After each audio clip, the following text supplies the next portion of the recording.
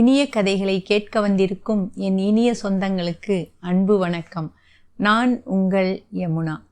நான் கதை சொல்கிற விதம் உங்களுக்கு பிடிச்சிருந்ததுன்னா லைக் பண்ணுங்கள், உங்கள் ஃப்ரெண்ட்ஸ்க்கெல்லாம் ஷேர் பண்ணுங்கள், சப்ஸ்கிரைப் பண்ணுங்கள், பெல் பட்டனை கிளிக் பண்ணுங்கள். நான் எப்போ வீடியோ போடுறேனோ அப்போ உங்களுக்கு நோட்டிஃபிகேஷன் வரும். இப்போ கதைக்குள்ளே போகலாமா? இப்போ 16வது கதையாக என்ன அப்படின்னு கேட்டால் ஹரிஸ்வாமி கதை. வேதாளம் என்ன பழதளத்தை நம்ம விக்ரமாதித்தர் போய் திரும்பவும் கூட்டி இழுத்துட்டு வராருங்க. வந்து தோளில் போட்டுட்டு கூட்டிகிட்டு போயிட்டுருக்காரு. வழக்கம் போல் வேதாளம் கதை சொல்ல ஆரம்பிக்குது. வாரணாசி, காசி நகரம் கேள்விப்பட்டிருக்கோம்ல, அங்கே ஹரிஸ்வாமி அப்படிங்கிறவர் ஒருத்தர் இருந்தாருங்க. அவர் ரொம்ப நல்லவர். அவருடைய மனைவி பெயர் லாவண்யவதி. இந்த லாவண்யம் அப்படின்னாலே தெரியும், அழகு. அந்த பேருக்கு ஏற்ற மாதிரியே அந்த பெண் மிக மிக அழகானவள். கணவனோட சொல் பேச்சை கேட்டு நடக்கிறவ. ரொம்ப 2 பேரும் அந்யோன்யமாக ரொம்ப நல்லா இருக்காங்க, வாழ்க்கையை நடத்திட்டு வராங்க. ஒரு நாள் இவங்க 2 பேரும் உப்பரிகையில் உறங்கிட்டு இருக்காங்க, தூங்கிட்டு இருக்காங்க. உப்பரிகைன்னு என்ன, மாடியில் படுத்துட்டு இருந்திருக்காங்க. படுத்துட்டு இருக்கும்போது அப்போ தேவர்கள், வித்யாதரர்கள் அப்படின்லாம் கேள்விப்பட்டிருக்கோம் இல்லையா? அந்த வித்யாதரர் இனத்தை சேர்ந்த ஒருத்த என்ன பண்ணான், அவனுடைய பேர் மதனவேகன் அப்படின்னு பேர். அவன் ஆகாய மார்க்கமாக பறந்து போய்கிட்டே இருக்கான். போகும்போது அவன் கீழே பார்க்குறான், இந்த பெண்ணை பார்க்கிறான். இவள் ரொம்ப ரொம்ப அழகாக இருக்கா அப்படின்னு தெரிஞ்சோன்னே அவளை அவளுடைய கணவனுக்கு தெரியாமல் அவளை அப்படியே தூக்கிட்டு போயிடுறான். மாயமாக அவளை தூக்கிட்டு போயிடுறான். இது எப்படி முடியும் அப்படின்னு நம்ம கேட்போம்.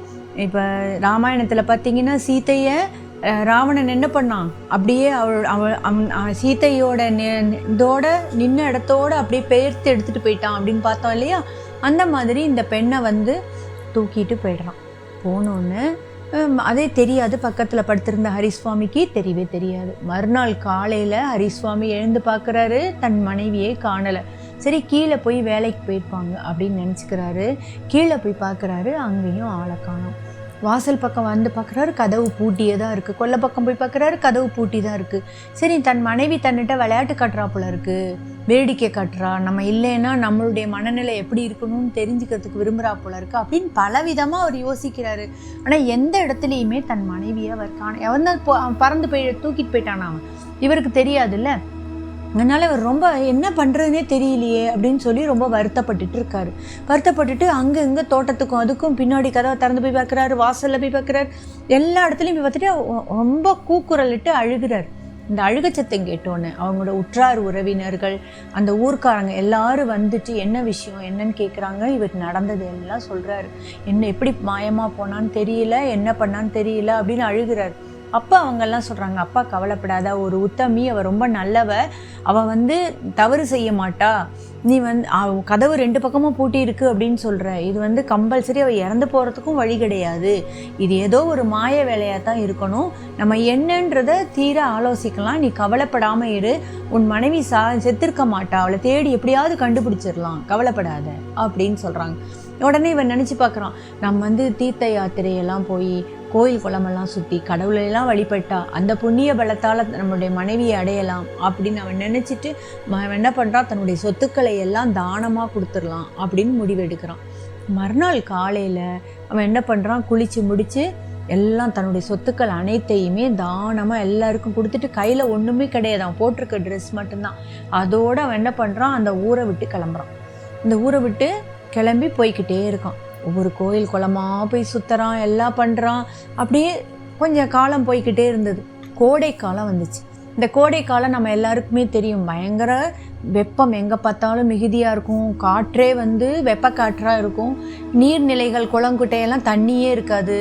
அப்புறம் மரங்கள் கூட நிழல் தரக்கூடிய மரங்களில் கூட இலைகள் கம்மியாக தான் இருக்கும். அங்கங்கே என்ன தெரியும் நமக்கு, அந்த வெப்பம், அந்த வெயிலினுடைய சாரல் தெரியும் இல்லையா நமக்கு. அப்போ இவன் என்ன பண்ணுறான், யோசிக்கிறான், இவன் ரொம்ப டயர்டாயிட்டான். இவன் எல்லா இடமும் சுற்றிக்கிட்டே வரானா, ரொம்ப டயர்டாயிட்டு என்ன பண்ணுறனே தெரியாமல் அப்படியே மயங்கி வரான். ஒவ்வொரு இடமா உட்காந்து ஒரு ஊருக்கு வரான். அந்த ஊரில் பத்மநாபன் அப்படின்னு ஒரு ஆள் இருந்தார். அவர் வரவர் போகிறவர் அத்தனை பேருக்குமே சாப்பாடு போடக்கூடியவர், ரொம்ப நல்லவர். அவருடைய மனைவியும் ரொம்ப நல்லவங்க. இவர் என்ன பண்ணுறாரு, இந்த ஹரிஸ்வாமி அப்படியே தயங்கி இவங்க வீட்டு திண்ணையில் அந்த காலத்தில் திண்ணைன்னு ஒன்று இருக்கும், இந்த திண்ணையில் போய் உக்காந்துடுறாரு மயக்கத்தில். இந்த பத்மநாபன் வீட்டுக்கு வெளியில் வந்து பார்க்குறாரு. இவர் தலை தொங்கி போய் இப்படி இருக்கிறத பார்த்தோன்னா, ஆஹா, இந்த மாதிரி ஆளுக்கு தான் நம்ம சாப்பாடு கட்டாயம் கொடுக்கணும் அப்படின்னு சொல்லிட்டு இவர் தன் மனைவியை கூப்பிட்டு, அம்மா இவர் வந்து ரொம்ப இந்த பார்க்கவே ரொம்ப பலகீனமாக இருக்கார், வெகு தூரத்துலேருந்து வந்தவர் மாதிரி தோன்றாரு, போய் விரைவாக சாப்பாடை கொண்டு வா அப்படின்னு சொல்கிறாங்க. சரின்னு அந்த அம்மாவும் என்ன பண்ணுறாங்க, விரைவாக போய் சாப்பாடெல்லாம் எடுத்துகிட்டு நெய், பருப்பு, வெல்லம் இதெல்லாம் கலந்து நிறையா ஒரு உணவு தயாரித்து வச்சுருந்துருக்காங்க. அந்த தட்டு நிறையா அந்த சாப்பாட்டோடு எடுத்துகிட்டு வந்து, ஐயா சாப்பிடுங்க ஐயா அப்படின்னு சொல்லி தண்ணீரும் கொடுக்குறாங்க. இவர் ரொம்ப நன்றின்னு சொல்லிட்டு ஹரிஸ்வாமி நேராக என்ன பண்ணுறாரு, குளக்கரை பக்கத்தில் இருந்து அந்த குளக்கரைக்கு போகிறார். போய் அந்த தட்டை வச்சுட்டு போய் குளக்கரையில் போய் கையை எல்லாம் கழுவிட்டு அப்படி கையை கழுவுறதுக்காக கீழே போயிட்டு இப்படி மேலே வராரு. இந்த டயத்துக்குள்ளே நடுவில் என்ன ஆச்சுன்னா, ஒரு பருந்து வந்து எங்கேயோ ஒரு கருநாகத்தை பிடிச்சி தன்னுடைய கால் விரலில் பிடிச்சி கவ்விக்கிட்டு அப்படியே வந்து எங்கே உட்காருதுன்னா, அப்படி அந்த தட்டுக்கு நேராக வந்து உட்காந்துருக்கு. தட்டுக்கு நேராக கிளையில் வந்து உட்காந்துக்குச்சு. உட்காந்துன்னா அந்த நாகமானது எப்போவுமே அது எதிர்க்கிற குணம் உள்ளது தானே, உடனே விஷத்தை தானே கக்கும். அந்த விஷத்தை கக்கும்போது அந்த விஷத்தினுடைய ஒரு துளியானது அந்த சாதத்தில் போய் விழுந்துருது. இந்த ஹரிஸ்வாமி அதை அறியாமல் அதை சாப்பிட்றாரு. ஆனால் அவருக்கு கொஞ்ச நேரத்திலேயே அந்த விஷத்தினுடைய குணம் அவருக்கு தெரிய ஆரம்பிக்குது. ஆகா, ஏதோ சாப்பாட்டில் விஷம் இருக்குது அப்படின்னு சொல்லிட்டு இவர் வந்து அவங்க வீட்டில் போட்டிருப்பாங்களா என்னென்னலாம் அவருக்கு சிந்திக்கலை. அவங்க வீட்டுக்கே நேராக போய், அம்மா தாங்கள் கொடுத்த உணவில் வந்து விஷம் இருந்திருக்கும் போல இருக்குது, என்னை எப்படியாவது காப்பாற்றுங்கன்னு சொல்லி அங்கேயே மயக்கம் அடைஞ்சிடுறாரு. மயக்கம் அடைஞ்ச உடனே அவங்களும் வைத்தியர்லாம் கூப்பிட்றதுக்குள்ளே அவர் உயிரே போயிடுது. ஹரிஸ்வாமிக்கே உயிர் போயிடுது. என்ன பண்ணுறதுன்னே தெரியல. உடனே அந்த பத்மநாபன் வந்து தன் மனைவியை பார்த்து சொல்கிறாரு, இது எல்லாத்துக்கும் காரணம் நீ தான். ஏன்னா நீ தான் விஷமாக இருந்த இதை வந்து அவர்கிட்ட கொடுத்து சாப்பிட சொல்லி அவரோட உயிரை போக்க வச்சுட்ட. உனக்கு பிரம்மகத்தி தோஷம் கட்டாயம் பீடிக்கும். அதனால் நீ வந்து வீட்டை விட்டு போ, இந்த வீட்டில் இருக்கிறதுக்கு இனிமேல் உனக்கு இடம் கிடையாது, வந்த ஒரு விருந்தினரை சாகடிச்சிட்ட, அதனால் நீ இந்த வீட்டை விட்டு போயிடு அப்படின்னு சொல்லி பெண்டாட்டியை வெளியில் தள்ளிடுறாரு. இந்த அம்மாவும் ரொம்ப வருத்தப்பட்டுட்டு அப்படியே ஊராக கோயில் குளமாக போய் தன்னுடைய தோஷத்தை நீக்கிக்கலாம் அப்படின்னு சொல்லிட்டு இந்த அம்மா கிளம்பி போடுறாங்க. இதற்கிடையில் இந்த ஹரிஸ்வாமியினுடைய உயிரை எடுத்துக்கொண்டு யமதூதர்கள் யமலோகத்துக்கு போகிறாங்க. அங்கே யமனனுடைய முன்னாடி இவங்க வந்து என்ன பண்ணுறாங்க, ஒரு ஆலோசனை நடக்குது. அதாவது என்ன, யமன் கேட்குறார், இந்த ஹரிஸ்வாமியினுடைய உயிர் போகுவதற்கு காரணம், அந்த பழி யாரை சேரும் அப்படின்னு கேட்குறாரு.